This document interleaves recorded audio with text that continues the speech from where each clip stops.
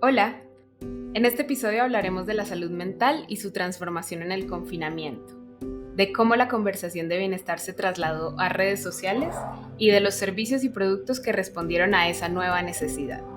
¿Dónde estamos las mujeres en esta revolución digital? ¿Cuál es nuestra participación? ¿Y estamos siendo o no escuchadas a la hora de crear estas soluciones y estos productos y servicios? Invitamos a Paula Hellu Brown, terapeuta familiar y de pareja y doctora en trabajo social. Además, es Chief Clinical Officer de Jana, un robot conversacional creado para ayudar a mejorar el bienestar emocional de las personas por medio de estrategias basadas en la terapia cognitivo-conductual. Paula hace investigación sobre salud mental dentro de la comunidad latina y crea espacios y programas de salud mental en lugares muy inesperados. Paula, platícanos de ti, cómo llegaste hoy a donde está Paula, cómo descubriste Jana y en general cómo también encontraste esta afinidad en la salud mental para hacerla parte de tu trabajo. Me encantó la cuestión de salud mental desde que era muy chica. Yo empecé a aventurarme en estas preguntas de por qué somos como somos los seres humanos, por qué pienso y siento así. O sea, yo siempre fui una persona que sintió mucho y con una intensidad enorme, entonces siempre me dio curiosidad saber por qué y por qué somos diferentes unos de los otros. Entonces, mi carrera empezó como psicóloga organizacional. Esa fue mi introducción a la psicología. Y de ahí me di cuenta que cuando platicaba con personas en el ámbito laboral también existía una gran necesidad de hablar acerca de cosas más personales, ¿no? De sus familias, de sus traumas de la infancia, cosas súper difíciles. Y ahí fue cuando dije, no, yo quiero como meterme más a fondo, ¿no? A la situación de la salud mental. Y fue cuando hice mi maestría en terapia familiar y de pareja y la hice aquí en San Diego, en Estados Unidos. Y entonces mi carrera dio un giro otra vez un poco inesperado en el cual me enfoqué en personas con enfermedades mentales severas, tanto como terapeuta como investigadora, ¿no? Y era pues personas latinas que tenían algún trastorno como esquizofrenia, depresión, trastorno bipolar, que son las cuestiones más severas. Y dábamos servicios a personas que justo recientemente habían salido del hospital psiquiátrico, ¿no? Así es que éramos como ese siguiente nivel de intervención. Y ahí fue cuando encontré el trabajo de la doctora Barrio, que estaba en USC. Ella es trabajadora social y se enfocaba en cómo hablar con las familias, los seres queridos de estas personas y cómo ayudar en este núcleo familiar cuando existe algún trastorno severo, ¿no? De salud mental. Entonces ahí acabé en USC, donde hice mi doctorado, y de ahí empecé a pensar qué más puedo hacer, ¿no? En qué áreas me desenvuelvo, cuál es mi pasión, qué es lo que me gusta hacer. He podido desarrollar programas en lugares interesantes, por ejemplo, en el Consulado de México, aquí en Los Ángeles. Es un programa que da atención gratuita a personas de habla hispana y pues eso ha sido algo muy importante, ¿no? En la comunidad, porque muchas personas no sabían a dónde acudir o cómo tener acceso a servicios de salud mental. Aquí todo eso es muy, muy, muy caro. Entonces era como, ¿qué hacemos, no? Entonces esa fue una parte. Y la otra, una de mis pasiones es la música. Siempre he ido a conciertos, me encanta. Ha sido como mi espacio de esparcimiento, es ir a conciertos, a festivales de música. He trabajado como hobby en diferentes capacidades, había vendido merch para diferentes bandas o había sido como las que manejaba los carritos de golf, o sea, era como mis hobbies, ¿no? Y dije, ¿de qué manera puedo como juntar mi hobby y lo que sé hacer, que es salud mental, terapia, psicología? Y entonces creamos un programa que da atención ahí en el festival, ¿no? Eh, Damos atención a personas en crisis psicológica o que necesitan algún tipo de apoyo. Y pensando creativamente, también siempre tuve como esa espinita de trabajar en una startup o en tech. Yo conocí a Andrea ya de hace muchos años y había estado siguiendo su trayectoria y es una mujer súper increíble. Me encantó ver todo lo que estaba haciendo, su pasión por el trabajo, y cuando vi un artículo que salió, me parece, a principios del 2021, eh, dije, ¿sabes qué? Le voy a escribir a Andrea, a ver qué onda, ¿no? Si necesitan a alguien con mi background, alguien con mi perfil y a ver si podemos colaborar. Y le escribí y Andrea me dijo, pues órale, no estábamos buscando precisamente en este momento, pero llegaste a nosotros, hagamos algo, ¿no? Y me uní al equipo de Yana en octubre. Ya llevo algunos meses trabajando con ellos como Chief Clinical Officer y mi rol es pues asegurarme que sigamos ahora sí que un proceso riguroso basado en la evidencia científica y en las teorías psicológicas para nosotros continuar creando, ¿no? Este recurso que ha ayudado a millones, literalmente millones de personas alrededor del mundo. Sí. Y ahora que pues ya estamos hablando de este tema, si no sabes, te cuento que toda esta mini temporada que estamos haciendo, la estamos haciendo por nuestro papel en la revolución digital. Creemos que es algo como muy, que se tiene que hablar. Y hemos hablado con distintas personas, pero este caso de Yana y el trabajo que tú haces es muy interesante porque lo hemos vivido y lo vivimos en el confinamiento. ¿Cómo ha sido esa transformación y cuáles han sido sus retos de empezar a ver la salud mental mucho más desde la virtualidad, ¿no? Desde tomo mi terapia en Zoom o en general, como qué retos y cómo has visto esa transformación. Sí, definitivamente ha sido una revolución, como lo mencionas, ¿no? Una revolución digital en el ámbito de salud mental. Creo que tanto con proveedores como pacientes, usuarios, personas que necesitan este tipo de servicios, a veces nos encontramos en la disyuntiva de pues ahora que no podemos vernos cara a cara, ¿qué hacemos, no? O ahora que las personas están teniendo más dificultad en tener acceso a estos servicios, ¿a dónde recurrimos? Y pues nos ha dado esta oportunidad de pensar creativamente cómo solucionar problemas que a lo mejor han estado ahí por muchísimos años, pero se hicieron mucho más visibles, ¿no? Más explícitos en esta pandemia. Y creo que Yana entra a resolver muchos de estos problemas, ¿no? Para empezar, pues, ¿cómo me siento más cómodo, cómoda, me familiarizo con lo que es la salud mental? Porque la verdad es que nuestra sociedad nos enseña muchas cosas, pero no nos habla francamente de la salud mental, ¿no? O sea, no sabemos qué nos está pasando a veces, ni siquiera las palabras para describir lo que sentimos, no sabemos con quién hablar. Y Yana trae un recurso que ayuda a que nos sintamos más cómodos, ¿no? Que sintamos que aunque sea en la privacidad de nuestro hogar, vamos a poder empezar a preguntar este tipo de cosas, a aprender más acerca de nosotros, a entender el por qué, el cómo, quiénes somos. Entonces creo que en cuestión de esta revolución digital, herramientas como Yana nos van a ayudar a acercarnos, ¿no? Eh, y lo interesante es que hablamos de un acercamiento humano a través de un dispositivo digital, un robot, un Zoom, una pantalla, una cámara, que pensaríamos lo hace menos humano, pero lo que yo he encontrado es lo contrario. Fíjate, interesantemente, muchas personas, sobre todo quienes están en un mayor riesgo de no buscar ayuda, es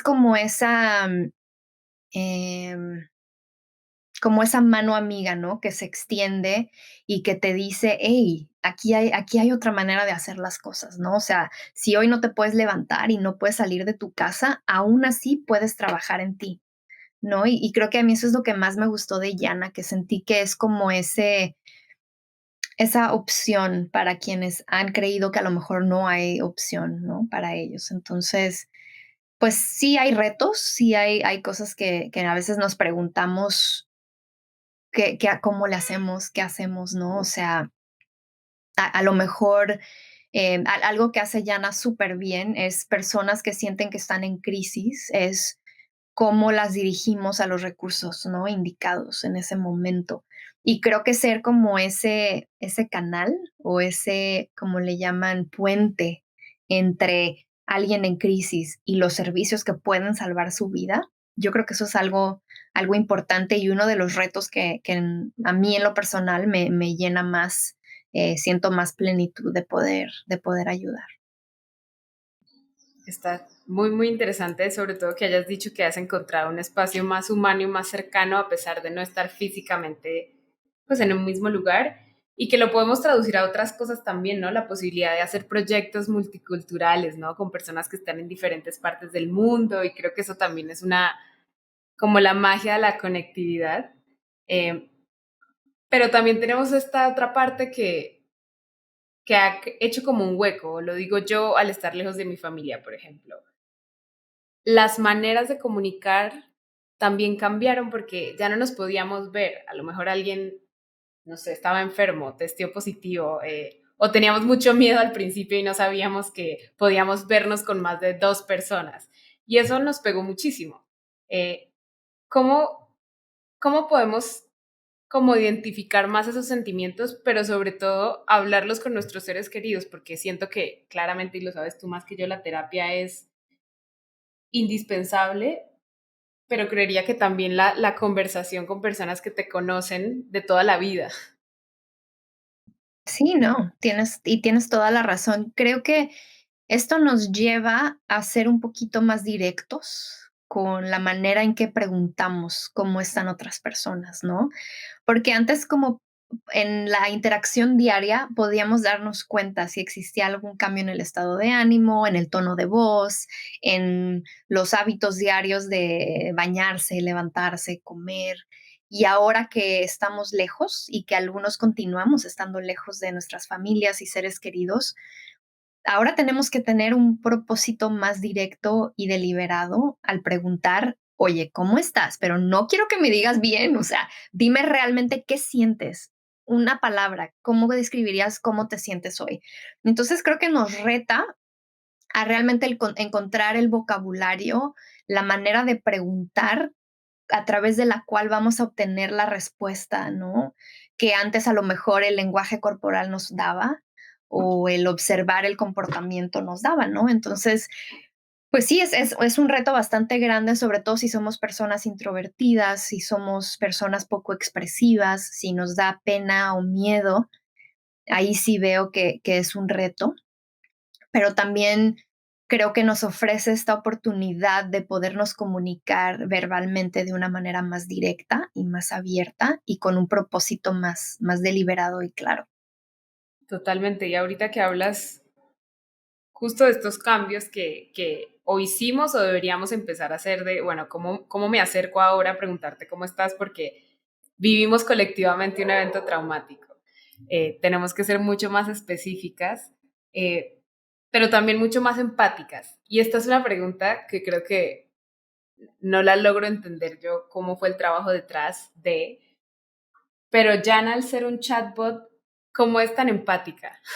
¿Cómo lograron que tuviera esta relación con las personas y que pues también creara una recurrencia de seguirla buscando?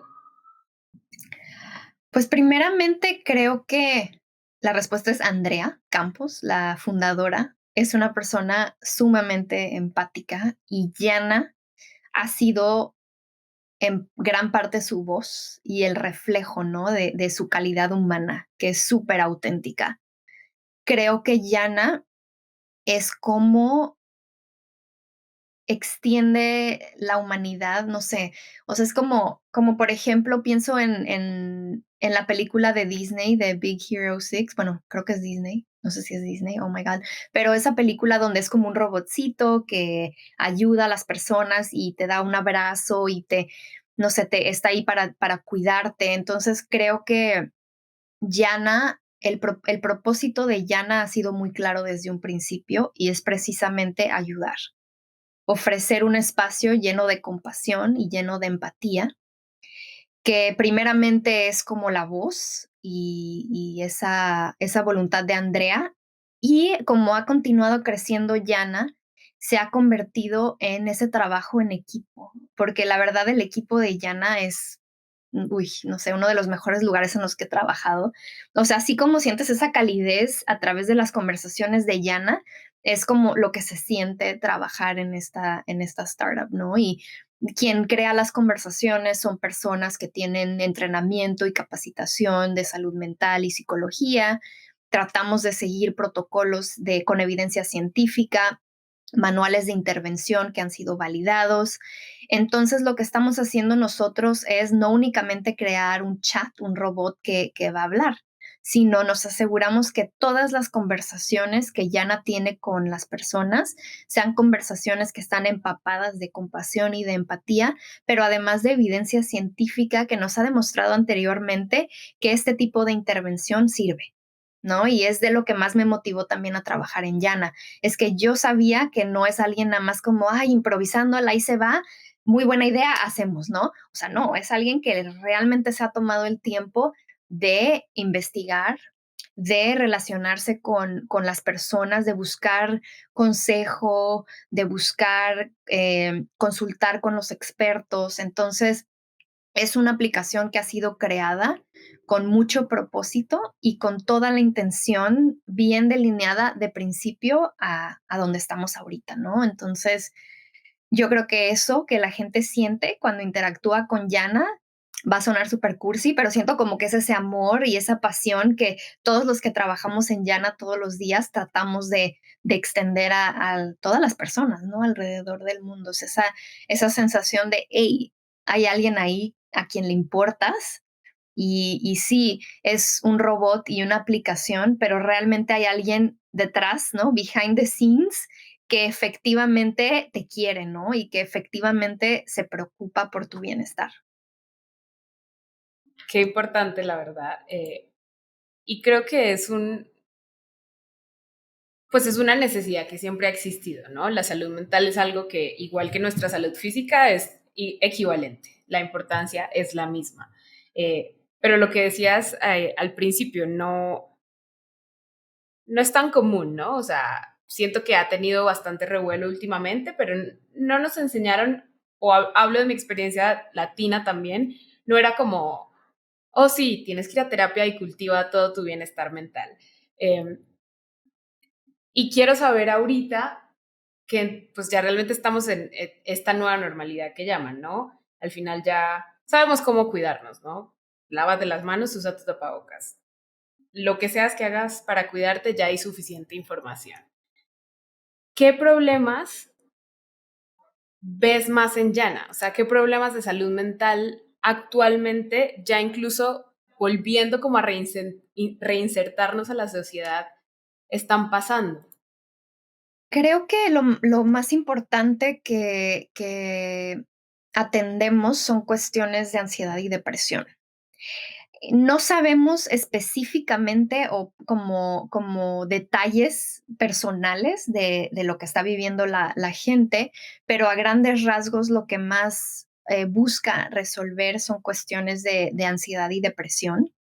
Vemos también mucho en cuestión de autoestima, que nosotros creemos que tiene que ver con la cuestión de estar más en redes sociales, de no tener esa interacción con personas cara a cara y lo que vemos a veces está con filtros, con diferentes cosas que hacen que las personas no se vean como son realmente.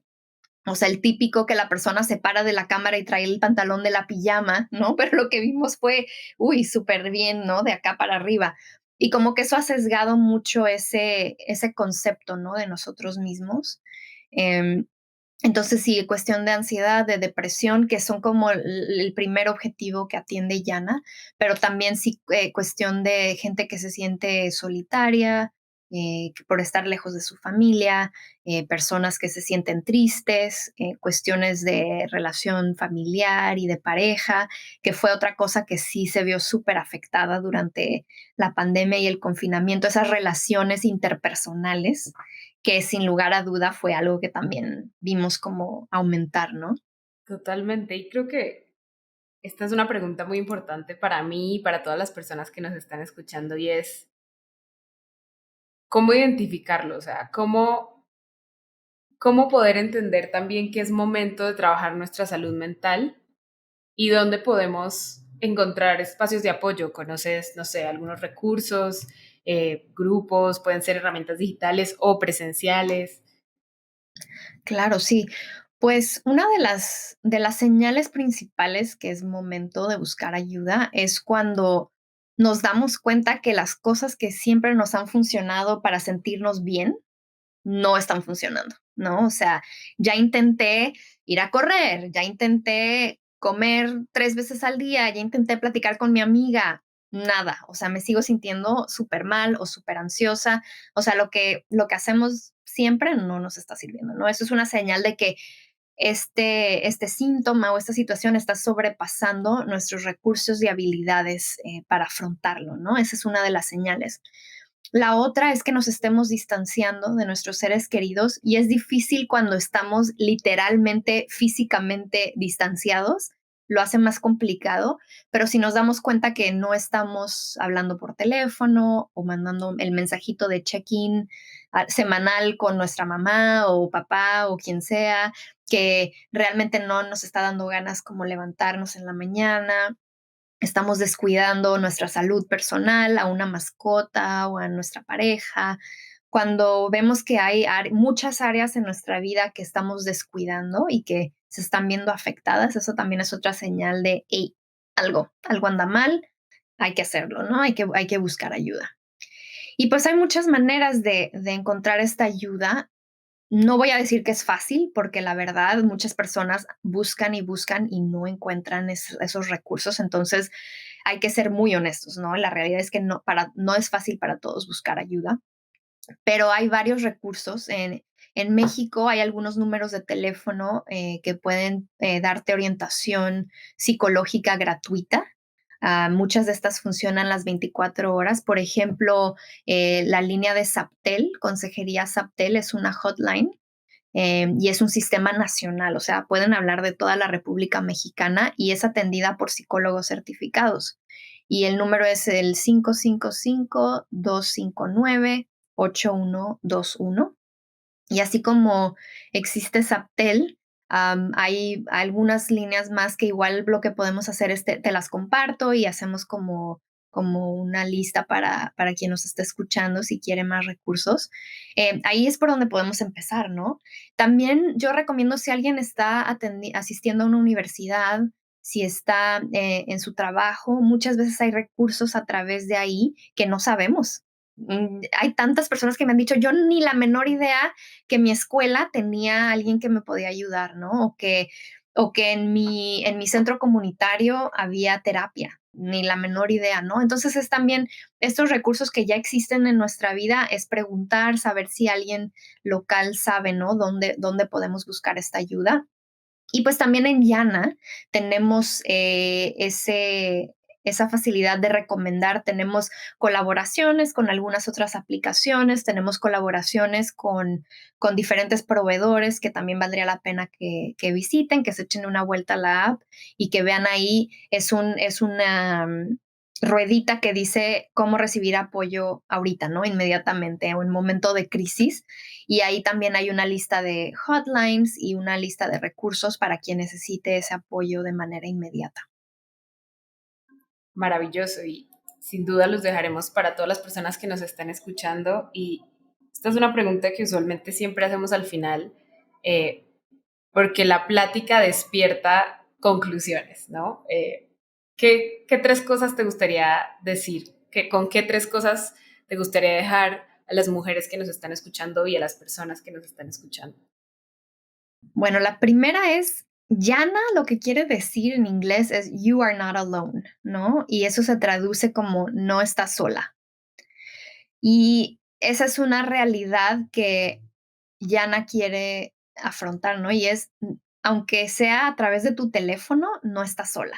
Hay alguien que puede escucharte, que está dispuesto a darte esa ayuda y ese espacio para que compartas cómo te sientes, ¿no? Y no eres la única persona que está pasando por un momento difícil. De hecho, la mayoría de las personas han reportado que durante esta pandemia ha habido algún momento en el cual su salud mental se ha visto afectada. Entonces, you are not alone. Hay muchos que estamos pasando por esto. La otra es que nunca dudes de buscar ayuda si sientes que algo anda mal. A veces como mujeres minimizamos nuestros sentimientos, ¿no? Si nos sentimos tristes, ay, luego se me pasa, no es nada, ¿no?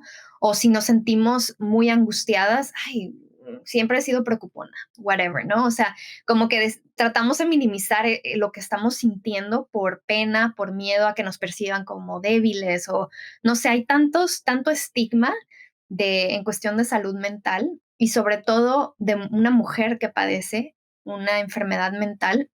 Entonces, ni hay problemas muy chicos, ni hay momentos demasiado tarde o muy pronto para buscar esa ayuda, ¿no? O sea, si lo sientes, si hay algo que sientes que hay que atender, hazlo, go for it, ¿no? Y con esta apertura que estamos experimentando, ¿no? En cuestión de salud mental, hay muchos espacios libres de juicio para esto. Y pues por último, lo que me gustaría recalcar es que hablemos, ¿no? Abiertamente con nuestros seres queridos de salud mental. A veces nos puede dar miedo, sobre todo en cuestión de casos graves como el suicidio. A veces pensamos, ay, es que si pregunto o si lo traigo al tema, a lo mejor le voy a dar ideas. Pues lo que nos ha demostrado la evidencia es que no.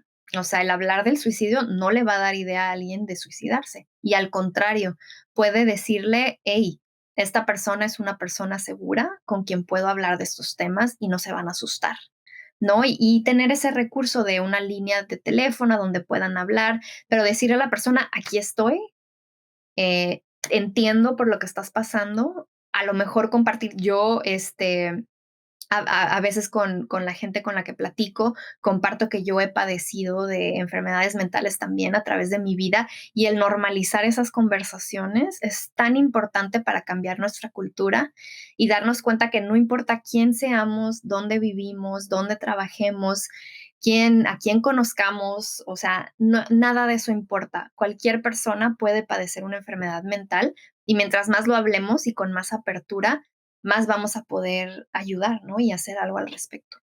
Muy importante tu última reflexión. Gracias, Paula, por estar aquí hoy con nosotras. Fue un gusto tenerte acá. Gracias, Steve. Muchísimas gracias por la invitación y aquí estoy disponible para lo que se les ofrezca. Gracias.